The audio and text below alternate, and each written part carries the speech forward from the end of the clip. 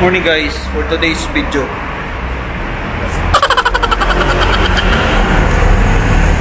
Good morning guys. Ayan, kagigising ko lang and nandito kasi isang establishment. Nagtatambay kami dalawa. At maaga kami nagising. Hindi kami nakatulog. Hindi ko alam kung bakit. Kaya ang ginawa namin, dito na lang kami sa baba. Maganda kasi dito, may tambayan guys. Ayan o. May mga upuan dito.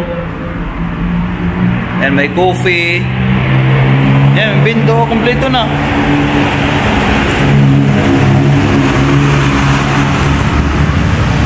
Gagawin mo na lang dito is umupo.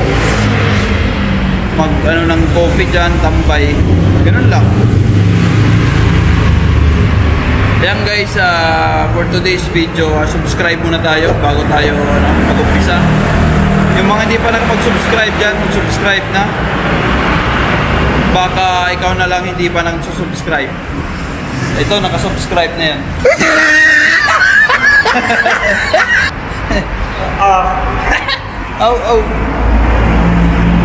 Sasagutin lang natin ulit yung tanong ng isa nating viewers about sa pag nag-apply daw ba sa hotel, may babayaran din ba? Pag direct ka, wala ka nang babayaran. Babayaran mo na lang yung nag-refer sa'yo or ano. Ikaw kung gusto mo magbigay doon sa nag-refer, bigyan mo kahit magkano. Pero kung wala ka nang may bibigay, saka na lang sabihin mo may sahod. Usually kasi nangyayari dito sa Macau, nagre-refer sila ng mga tao, yung mga doon nagtatrabaho sa hotel, tapos sasabihin nila, bigyan mo na lang kahit magkano.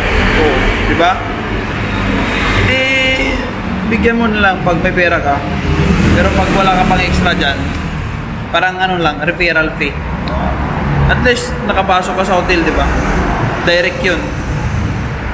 Wala kang babayaran pag sa hotel ka nagtrabaho doon or nag-apply sa mga casino, like Lisboa, Wynn, Galaxy, basta mga hotel ng 5 star yan. Pero sa mga maliliit lang, may agency yan sila, agency. Pag sa agency ka, babayaran ka talaga pag galing ka sa agency. Mga placement, tawag doon. Bayad ka ng mga pinakamababa, 12 yan. Pasalamat ka pag naging isa ng 10 kasi yun pinakamababa ngayon doon sa mga nagbabayaran ka pa rin. Ganun. Pag sa agency ka, may babayaran ka. Pero sa hotel, wala. Direct. Usually kasi yung mga sa hotel, mga Lisboa, Wynn, MGM, Galaxy. Yung iba kasi dyan, pinapauwi ng Pinas. Doon ka sa Pinas mag-process. Siguro mga 2 months ata. Doon ka sa Pinas mag-process. Direct sa Icon. Bibigyan ka nila ng endorsement paper na doon nagaling ka sa hotel dito sa Macau. Bigyan ka nila ng endorsement paper, tapos papadala sa'yo sa Pinas. Uwi ka ng Pinas. Pagka-uwi mo ng Pinas, pupunta ka sa Icon Agency dyan sa Makati. Doon ka na mag-process. Kung mangyayari niyan, mag-bayad ka na doon ng medical lang naman. Medical lang. Placement, siguro mag-bayad ka lang kahit mga 10, ganun. 12, ganun. Pero yung malaking placement, hindi na. Kasi sagot na yun ng company. Tapos medical, pag sa Pinas ka sa Icon, yun kagandahan ng nirefer ka ng hotel doon sa Macau. Sila nag-refer sa'yo papuntang Icon, yung babayaran mo konti lang. Unlike sa pag ikaw mismo nag-apply sa Icon papuntang Macau, ang laki ng babayaran ng placement sa Icon, siguro mga 80 or 60, mga ganun pesos ha. Pero pag galing ka ng hotel sa Macau,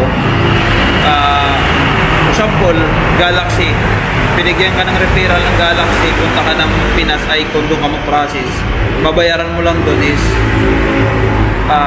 medical, Tapos siguro magbibigay ka lang ng ano, manghingi siguro sila ng mga 10, ganun. Sa Icon, Makati. Okay na yun, at least mababayaran.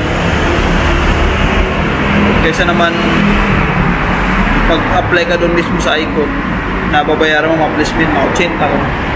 Pero ang hirap magano sa Icon mag-apply doon. Ang hirap, ang dami nag-apply doon.